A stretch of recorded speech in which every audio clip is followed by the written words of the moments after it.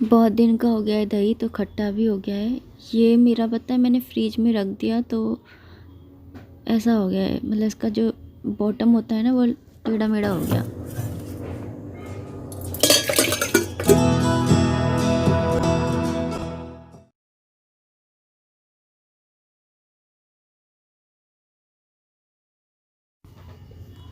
दही है, इसे फेंट लूँगी और कढ़ी बना रही हूँ एक्चुअली, तो पालक की कढ़ी बना लूँगी। तो बेसन ले ले रही हूँ मैं, बड़े वाले 2 चम्मच भी नहीं है, मतलब 1.5 चम्मच है, 1.5 से 2 चम्मच लिया है मैंने।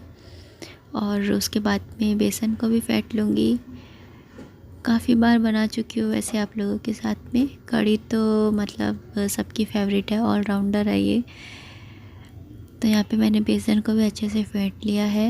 बेसन के फेंट जाने के बाद में इसमें मसाले ऐड करेंगे, और मसालों में मैं जो है नॉर्मल मसाले ही डालूँगी। इसमें थोड़ा सा पानी भी डाल दिया है, और कढ़ी में काफ़ी सारा पानी जाता है। यहाँ पे हल्दी पाउडर, धनिया पाउडर और लाल मिर्ची पाउडर डाल दिया है मैंने। लाल मिर्च पाउडर थोड़ा ज़्यादा सा डालेंगे, चटपटी ही अच्छी लगती है। और जो मसाले हैं इनको अच्छे से मिक्स कर लेंगे। मिक्स करने के बाद में बस कढ़ाई रख देंगे। तो कढ़ाई जो है एक्चुअली मैंने घी निकाला था, तो उसी की कढ़ाई में मैं बना रही हूँ, क्योंकि अगल बगल में सब जगह घी घी की हो गई है। तो फिर मैंने सोचा चलो इसी के अंदर ही छोंक देते हैं। मस्टर्ड ऑयल लिया है, उसके अंदर मैंने डाला है जीरा, अजवाइन और राई। और आप चाहे तो मेथी दाना होता है वो भी डाल सकते हैं, पर मेथी दाना हर्षित को नहीं पसंद है, तो आता है खड़ी में तो मुंह में आता है ना मोटा मोटा, तो उसे पसंद नहीं है। कूट के डाल लो, लेकिन मैंने अवॉइड कर दिया है। यहाँ पे तेज पत्ता डाला है 2, और 3 लाल मिर्ची डाली है। इनका भुनना वुनना हो जाएगा, फिर उसके बाद में इसके अंदर जो मैंने वो कढ़ी का घोल बनाया था उसे डाल दूँगी, और पानी डाल करके इससे बस बॉईल होने देंगे जब तक कि ऑयल जो है वो सेपरेट नहीं हो जाता है, ऊपर को नहीं आ जाता है। कढ़ी बनने में टाइम बहुत लगता है, लेकिन अच्छी लगती है। Hello and welcome back to the channel. और तबीयत जो है वो नहीं सही हो रही है, तो यहाँ पे मैंने कढ़ी को छोड़ दिया है, बंद कर दी थी मैंने गैस। और कल एक्चुअली घी भी निकाला था, तो भगवान जी को थोड़ा सा बटर लगा के आई हूँ, मतलब बटर चढ़ा कर आई हूँ कि ना वो मुझे ठीक कर दे। और आज मैं वो चंदन लगाने की कोशिश कर रही थी, ऐसे वाला यहाँ से स्टार्ट होकर यहाँ तक लगता है ना, गोपी चंदन लगाते हैं, लेकिन मेरे पास गोपी चंदन एक्चुअली है नहीं। तो मैंने यही वाला चंदन से ना थोड़ा सा ट्राई मारा था कि आ जाए लगाने। कभी लगाया नहीं है मैंने आज तक, तो अच्छा लगता है। कहते हैं कि है ना गोपी चंदन इसलिए लगाते हैं क्योंकि है ना जो सारी गोपियाँ थी ना, जो कृष्ण भगवान के टाइम पर, वो सारी गोपियाँ है ना चंदन बन गई थी, पत्थर बन गई थी। तो पत्थर भी कौन सा वाला, चंदन वाला पत्थर बन गई थी। तो इसलिए गोपी चंदन जो होता है उसको ज़्यादा माना जाता है। जैसे कृष्ण भगवान की लगाते हैं, उनका श्रृंगार करते हैं, तो गोपी चंदन से ही करते हैं। ये येलो वाला चंदन होता है ना, इससे तो भोलेनाथ को करते हैं। तो गोपी चंदन मेरे पास एक्चुअली है नहीं। ये वृंदावन में कहीं मिलेगा या फिर पता नहीं। तो मैंने कढ़ी तो छोड़ दी है। खाली कढ़ी नहीं बनाते हैं, कुछ ना कुछ डाल के बनाते हैं, पकोड़े या पालक। तो मेरे पास पालक रखा था, तो मैंने थोड़ा सा पालक डाल दिया इसके अंदर। तो मेरी लिविंग रूम की सफ़ाई रह गई थी, और बाकी किचन की है, और रूम की तो मैंने कर ही ली थी। तो आज मैं लिविंग रूम की भी कर रही हूँ। तो फ़ैन वगैरह है, कर्टेंस वगैरह उतार लिए हैं धोने के लिए, और जो उसका डंडा होता है उसे भी साफ़ करने के लिए ना साफ़ कर दिया है। तो काफ़ी मतलब काम कर लिए हैं, आज हो जाएगा। तो ये है कि दिवाली की पूरी सफाई कंप्लीट हो जाएगी। तो यहाँ से इन पर्दों को हटा दिया है, इन कर्टेंस को, और दूसरे वाले जो कर्टेंस आए थे ना नए वाले, वो लगा दूँगी। अभी पहले सफाई कर लेती हूँ। यहाँ पे ये विंडो वगैरह है, ये रूम की विंडो है, लेकिन मैंने इसको साफ़ नहीं किया था, गेट के ऊपर है, और रूम में मिट्टी वगैरह ना जाए इसलिए मैंने गेट लगा लिए है। और गीले कपड़े से ही पहुँच रही हूँ वैसे तो, ताकि ज़्यादा धूल मिट्टी ना उड़े। यहाँ पे राइस भिगो के रख दिए हैं। यहाँ पे हर्षित के लिए मैं रोटियाँ सेक रही हूँ, और यहाँ पर मेरी कढ़ी भी बन करके तैयार हो गई है। और सफाई करने के बाद में जो कपड़ों का ढेर निकला है ना, वो मैं आपको क्या बताऊँ, सोफ़े के कवर, कर्टन्स सब। और अंदर रूम के भी पर्दे जो हैं हट नहीं रहा था मुझसे, लेकिन मैंने जैसे तैसे करके हटा ही लिए। तो इनको भी मैं आज ही धो लेती हूँ क्योंकि धूप अच्छी सी निकल रही है। आजकल धूप का कोई भरोसा नहीं रह रहा है यहाँ पर, कभी निकलती है कभी नहीं निकलती है। थोड़ा ठंडा ठंडा सा मौसम हो गया है, मौसम काफ़ी बदला बदला सा हो रहा है मतलब कि।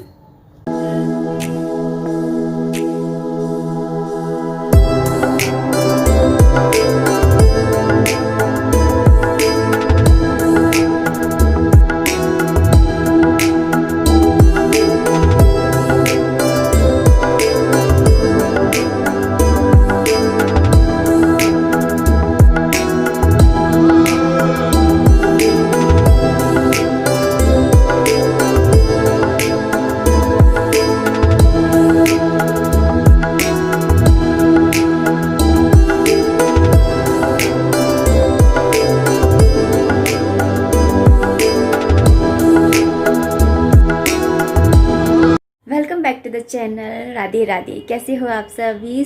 आज है नेक्स्ट डे। एक्चुअली कल मैं उससे ज़्यादा ब्लॉग बना ही नहीं पाई। कर्टेंस वगैरह धोए और सोफ़े के कवर वगैरह सब धोए। उस समय बज रहे थे सफाई करते करते 2-3 बज गए थे। फिर मैंने कपड़े वगैरह धोए तो 2-3 बजे तक मेरा ऑलमोस्ट काम हो गया था। उसके बाद में पूरी गीली हो गई थी साड़ी, तो चेंज करी। उसके बाद में मैं थोड़ी देर सो गई। फिर बिल्कुल मन नहीं करा कि ब्लॉग बनाया जाए आगे, तो सोचा कल बनाएंगे। तो आज है नेक्स्ट डे और जब ये ब्लॉग आएगा ना उस दिन करवा चौथ रहेगी। तो सबसे पहले तो आप सभी को करवा चौथ की हार्दिक शुभकामनाएं। जो मुझसे बड़े हैं उन सब से मैं ब्लेसिंग्स लेना चाहूँगी, और जो मुझसे छोटे हैं उन सबको बहुत सारा प्यार और बहुत सारी ब्लेसिंग्स। सबकी जो त्यौहार हैं वो बहुत अच्छे से जाएं, हंसी खुशी से जाएं। और मेरी तबीयत जो है कल रात को बहुत ज़्यादा ख़राब हो रही थी। सुबह के टाइम भी बहुत ज़्यादा ख़राब थी। आज मैं सुबह 10:30 बजे उठी हूँ और उसके बाद में फिर मैंने उठ करके और हर्षित को दूध दिया। 10-10:30 बजे तक वैसे ही बैठा था, तो दूध वगैरह दिया। उसके बाद में मैंने खाने वाने की तैयारी करी, क्योंकि मैं झाड़ू पोछा करूँगी, नहाऊंगी, करूँगी तो टाइम लगता है। तो मैंने बोला पहले मैं खाना बना लेती हूँ, उसके बाद में देखेंगे। पहले देखिए शरीर है, उसके बाद में है कोई दूसरा काम। वो कहते हैं ना, जब हम बोलते हैं तन मन धन, 3 चीज़ बोलते हैं, तो सबसे पहले आता है तन, मतलब कि अपना शरीर देखो। अगर आप स्वस्थ हो तो सब कुछ आप कर सकते हो, वरना कुछ भी नहीं कर सकते। तो सबसे पहले देखिए अपना तन, उसके बाद में मन, यानी कि आपके जो मन की खुशी है, जैसे आप भगवान को मानते हैं या फिर जो भी आपकी खुशी है उसको देखिए। उसके बाद में आता है धन, मतलब धन तो बिल्कुल फाइनली लास्ट में आता है कि है ना, धन के बारे में सोचा जाए। सबसे पहले तन मन, फिर उसके बाद में धन का नंबर आता है।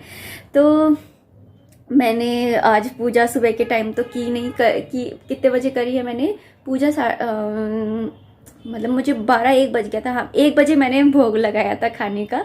तो 1 बजे के आसपास मेरी पूजा वगैरह हुई मेरी।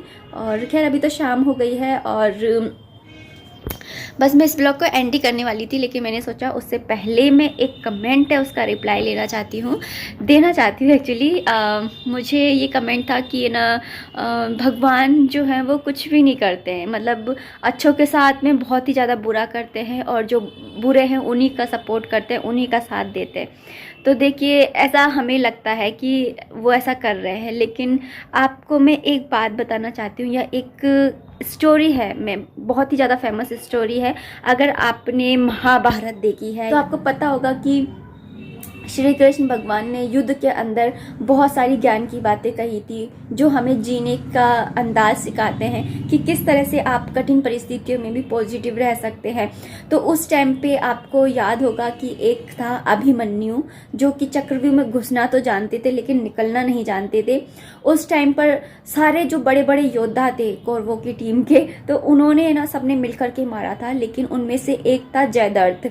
उसने उसको बहुत ज़्यादा है ना, पता नहीं मैं नाम सही ले रही हूँ क्या, अगर किसी को पता हो तो वो मुझे करेक्ट कर सकता है। तो उसने ना क्या करा था, उसको मरने के बाद में बहुत ही लात मारी थी और बहुत अपशब्द कहे थे। तो अर्जुन ने उस टाइम पे कसम खाई थी कि मैं सूरज डूबने से पहले पहले कल के दिन में इसको मार दूंगा। तो मैं, और अगर नहीं मार पाया तो मैं चिता जला करके उस पर जल करके मर जाऊंगा। तो उस टाइम पर जो जयद्रथ था और जो बाकी के सब लोग थे वो बड़े खुश हो रहे थे कि एक ही दिन की तो बात है, जयद्रथ को हम छुपा लेंगे और बच जाएंगे। और ये जो महाभारत है, ये युद्ध है, वो हम जीत जाएंगे। तो उन्होंने उसे छुपा दिया और अर्जुन और पूरी मतलब जो अर्जुन की पूरी टीम थी वो सब ढूंढ रहे थे कि कहाँ है कहाँ है कहाँ है, लेकिन ढूंढ नहीं पा रहे थे। तो कोई जो सामने वाली टीम है जो श्री कृष्ण भगवान से लड़ रही है, तो जो श्री कृष्ण भगवान के सामने खड़े होने का वो रख सकती है, मतलब बल रख सकती है ये, तो आप समझ सकते हैं कि वो टीम भी कितनी मजबूत रही होगी। कोई एवं ही तो टीम रही नहीं होगी वो वाली टीम भी। उसमें बहुत बड़े बड़े योद्धा थे, भीष्म पितामह, कर्ण जैसे योद्धा थे। तो वो अर्जुन जो था वो शाम होने वाली थी, सूरज जो है वो डूबने ही वाला था। उस समय अर्जुन बिल्कुल हार गया। उसने अपने जो अस्त्र शस्त्र थे वो सारे पटक दिए ज़मीन पर और बस थक करके हार करके उसने श्री कृष्ण भगवान की तरफ देखा लास्ट में फाइनली। तो श्री कृष्ण भगवान ने उस टाइम पे मुस्कुरा गया और बादल उसको आदेश दिया कि वो जो सन है, जो सूर्य नारायण भगवान है, उसको छुपा लें। तो बादलों ने जाकर के सन को हाइड कर लिया, छुपा लिया और सबको लगा कि शाम हो गई है, सूर्य अस्त हो गया है। और वैसे ही जैसे ही अस्त हुआ वैसे ही वो जयदत्त जो था वो बाहर आ गया और जो कृष्ण भगवान थे उन्होंने अर्जुन से कहा कि पार्थ उठो, तुमने जो प्रतिज्ञा ली थी उस प्रतिज्ञा को पूरा करो। और उन्होंने जाकर के ना अर्जुन को बोला इतना और देखा कि सूर्य उदय हो गया है वापस से। और सारे कौरव जो थे वो सारे ऐसे हैप रह गए कि ये क्या हो गया, ये कैसे हो गया। तो उस समय ना आपको इस जो पूरी स्टोरी है इससे आपको क्या समझ में आ रहा है? आपको समझ में आ रहा है कुछ? आपको ये समझ में आएगा कि भगवान जो होते हैं ना वो नहीं लड़ते हैं, वो सिर्फ एक माहौल क्रिएट करते हैं। उस माहौल में हमें, जो उन्होंने माहौल क्रिएट किया है ना, उस माहौल में हमें बस कर्म करना है अपना। तो भगवान जी माहौल क्रिएट करते हैं। अब जो है ये त्योहारों के दिन आ रहे हैं, करवा चौथ जैसा बड़ा दिन आ रहा है, फिर धनतेरस आएगी, छोटी दिवाली आएगी, बड़ी दिवाली आएगी, उसके बाद में गोवर्धन पूजा, फिर दोज पूजा, इतने बड़े बड़े फेस्टिवल्स आने वाले हैं हमारे देश में, इतने बड़े पैमाने पर मनाया जाता है। जो पूजा पाठ हम डेली करते हैं तो हमें जो पुण्य मिलता है वो पुण्य इन दिनों में पूजा करने का पता नहीं कितना गुना पुण्य बढ़ जाता है। तो इन जो दिन हैं इनको आप छोड़िए नहीं। अगर आपके जीवन में दुख है तो आप इस टाइम में निराश मत होइए, पूरे उल्लास के साथ में, पूरी शक्ति के साथ में, पूरी श्रद्धा के साथ में, पूरे विश्वास के साथ में भगवान से प्रार्थना कीजिए। वो कहते हैं ना कि जहाँ विश्वास है वहीं चमत्कार है। अगर आपके जीवन में कोई भी कष्ट है, कोई भी परेशानी है, कोई भी दुख है, तो इन दिनों को जाने मत दीजिए। एक चीज़ और कहना चाहूँगी कि जो दिवाली आ रही है, तो दिवाली वाले दिन हम लोग क्या करते हैं, लक्ष्मी जी लेकर आते हैं, गणेश जी लेकर के आते हैं। लेकिन मैं आपसे ये रिक्वेस्ट करना चाहूँगी कि इस बार आप सरस्वती माँ को भी अपने घर में लेकर के आइए। अगर आपके जीवन में प्रॉब्लम्स हैं तो गणेश जी महाराज उन्हें हटा देते हैं। अगर आपके घर के अंदर धन दौलत की प्रॉब्लम है तो वो लक्ष्मी माँ सुधार देंगी।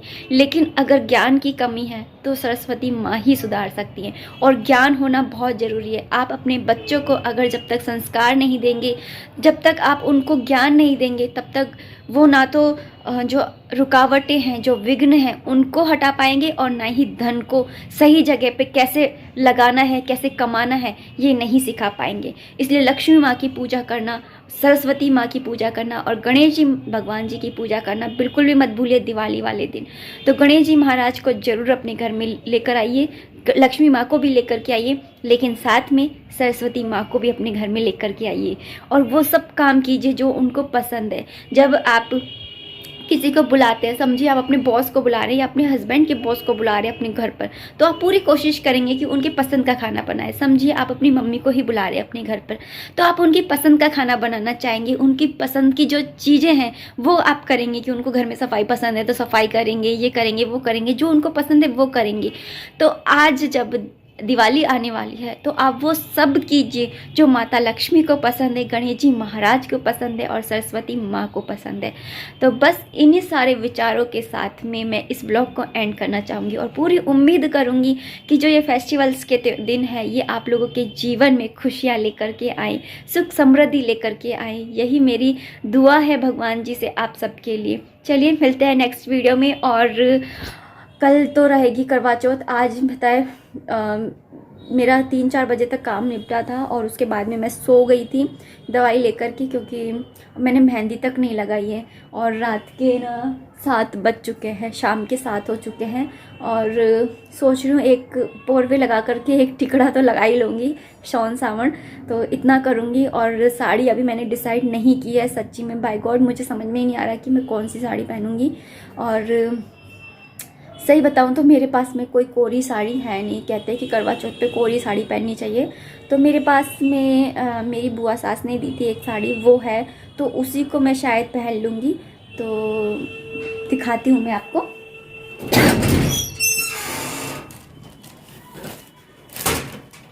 तो ये वाली साड़ी है मेरे पास में, दिख रहा है, मैंने आपको दिखाई भी थी जब मैं शादी में से आई थी ना, तो मैंने उस टाइम पे ब्लॉग बनाया था और मैंने दिखाया था। ये वाली साड़ी है, देखिए। मैं सोच रही थी ये वाली साड़ी पहन लेती हूँ, पर प्रॉब्लम ये है ना तो इसका ब्लाउज है और ना इसमें फॉल लगी हुई है, ना इसमें पिको हो रही है। अब एक दिन में तो कोई नहीं करके देगा, या तो मेरे को ही कुछ जुगाड़ करना पड़ेगा या फिर देखती हूँ। इसके पेटीकोट तो है मेरे पास में, इसके कलर का मुझे मिल गया था, ये रहा, तो ये चल जाएगा। और ब्लाउज सोच रही थी कि ना ये वाला पहन लूँगी, चल जाएगा ना इसके ऊपर अगर मैं पहनूँगी तो।